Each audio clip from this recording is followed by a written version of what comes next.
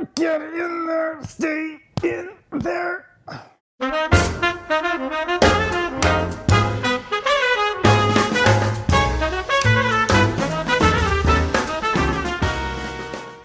Hi, I'm the Saxophone Oracle, and this week I want to talk about a super common question. It's a big one. How do we memorize music? Right? Everyone wants to know, how do we memorize music? How do we keep it in there? How do we retain it? How do we develop a repertoire? How do we avoid having to relearn songs we've already put in the time learning? And most importantly, how do we translate what we have in here onto our instruments as easily as possible? So at the base of it, memorizing music is like memorizing anything else. It's truly just memorizing, whether it's your multiplication table, a phone number, the lyrics to a song, the lines to the school play, whatever it is you're memorizing. At the foundation, it's the same thing. So repetition, repetition, repetition. With music, it's listening over and over again. Repeated listening, practicing, repetition, right? Unfortunately, there's no way around that. I mean, that much is true for anything. We have to internalize it in order to hold on to it. But when it comes to producing it on our instruments, there are some things we can do that are going to help us immensely to cut out a lot of the work involved. So in an ideal world, we all have absolute pitch, perfect relative pitch, what have you, great technique, blah, blah, blah. So then the only memorizing we really have to do is that initial basic memorizing. Do I know the song? Okay, now I can play it. But the reality is, for the majority of us, we just don't have that skill, right? So there's all this extra work we have to put in to learn music. So if you're starting out, first things first, if you're starting out and you have a sheet of music and you're literally trying to memorize the dots and the rests and things like that, you're going nowhere really fast. That is of absolutely no value to you. So stop doing it unless, of course, you truly have photographic memory.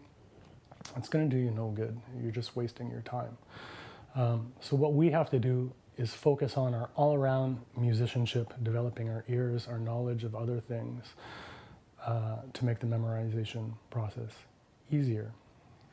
Okay, so again, to the basic thing, yes, we do have to do very basic memorization.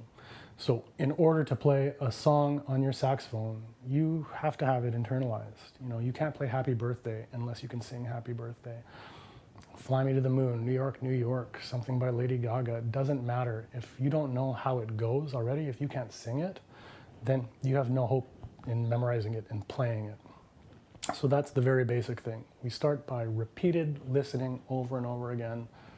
Repetition, repetition. There's no way around that. But now let's talk about some strategies that we can use to make the actual performing the music and retaining the music easier. Number one, I can't stress this enough. You may not want to hear it, but learning music theory, understanding theory, putting in the time to know the building blocks of music, how it works. It's as simple as that. The more we understand how music is put together, the easier it is for us to learn songs. Okay? Do we know how things are built? Do we know the chord sequences, why things go in certain places? Do we understand that when we're playing this song, it's the third of the chord or the root or the fifth or whatever? So just basic understanding, putting in as much time as you can, learning theory as you do on your instrument is gonna help you immensely when it comes to, well, understanding music, but certainly memorizing music and being able to reproduce it, right? That's some basic work that we can all do. That being said, ears, right? We don't all have perfect pitch, but we don't need magic ears to be able to hear things necessarily and understand what they are. So if we can learn to recognize common chord sequences, common chord progressions, and immediately, instantly recognize what they are, then all of a sudden we're not memorizing the chords. right? It's there, we can just hear it. So again, we don't need magic ears. There are certain really common things that appear everywhere in music. So learning to hear a blues, for instance, I mean, that's the most basic common form in music, whether it's I Feel Good by James Brown, or Can't Buy Me Love by the Beatles, or Sandu by Clifford Brown, or Freddie the Freeloader, or whatever the tune is, Mustang Sally, I don't know. If you can recognize that's a blues, then half the memorization is gone. And most of us can already hear a blues, you know?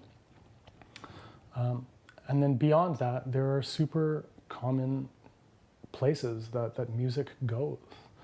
Like almost every song in the world either goes to the 4 chord at some point, or it goes to the relative minor, or if it's in minor, it goes to the relative major. Like, that's it. It always goes to the 4 chord or the relative minor, the relative major, unless you're playing a 1 chord tune, right? And then you don't have to memorize that. So we can focus on those little bits. I've made a video already about the 5 ways to 1, the 5 most common ways to 1. So 2, 5, 1, 4 minor 7, flat 7, resolving to 1. Things like that. Focus on the little tiny segments, learn to hear them and recognize them, so that we're just taking memorization out of the equation completely.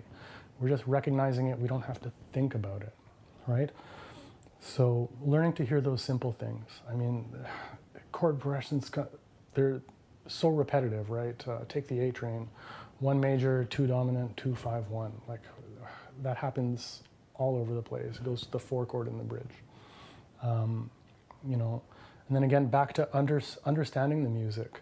Like, a great thing to do before even approaching a tune is doing like a theoretical analysis. Okay, what keys does it go to? Does it go to the 4 chord? Does it go to the flat 3? What's the form? You know, is it 16 bars, 16 bars? Is it 8/8 AABA? Is it you know, like a shorter form, 10 bars that keeps repeating? So just understanding these things and being able to hear the basic chord progressions is going to eliminate so much of the heavy lifting we have to do. Okay, now let's talk a little bit about the melodies. So even if we're just beginning players, when there are certain things we can really trust our ears for, right? If something moves by stepwise motion, by scale, by major second, minor second, generally we can hear that or know what it is, right? If we don't hear it the first time, we instantly know the mistake, and we don't have to think about it ever again. So for things like that, we can really trust our ears, even if we're beginners. What gives most people difficulty is the larger intervals. So if we learn to trust our ears for the stuff that moves by scale, and just focus on memorizing the larger leaps, that's going to help us immensely. So a tune like Somewhere Over the Rainbow, right? It starts with an octave. Somewhere, stepwise motion, major 6, right? So if we just learn, okay, octave, major 6th, and let our ears do the rest of the heavy lifting, there's so much less that we have to focus on. Another example, okay, so we talked about understanding the theory and what's happening in the harmony of a tune.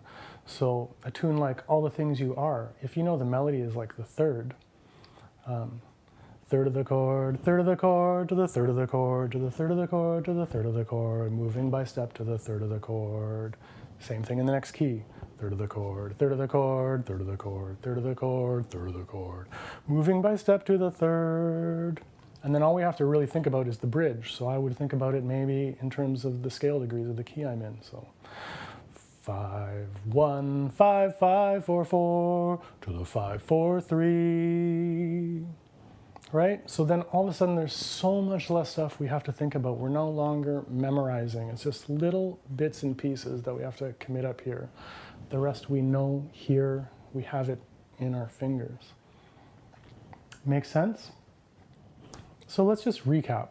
At the basic thing is, yes, we have to memorize, we have to know the song, we have to internalize it.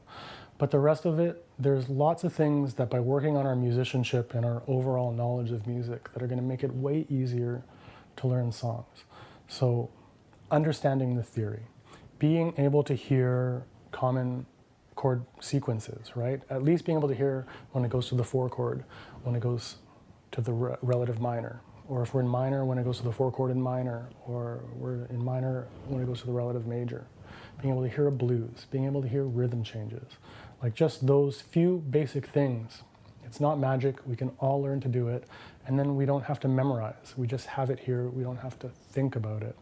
When it comes to melodies, let our ears do the heavy lifting on the simple stuff. Most music moves by scales, so there's just little sections where we have to think about the larger intervals or what's happening. So we're developing everything, our ears, our knowledge, so that we do as little actual memorization as possible, and we're just focusing on the music, right? The more we do this, the easier and easier it is. Eventually, all you're going to really have to do is spend the time listening to the song well enough that you can recall it. And then you don't have to keep refreshing tunes that you've learned because you know how it goes. Oh yeah, it's the 4 chord. Oh yeah, you know, it's that interval in that tricky spot. That's all there is to it. So I hope you found this information helpful. I hope it opened your eyes a little bit to some things you can work on to help you build your repertoire, learn music a little more easily. Please remember to like, share, and subscribe, and tell your friends. If you have any questions, please drop me a line either by email or in the comments below. I'd love to address your questions in future videos. Thanks very much for watching. I wish you all happy practicing. Bye for now.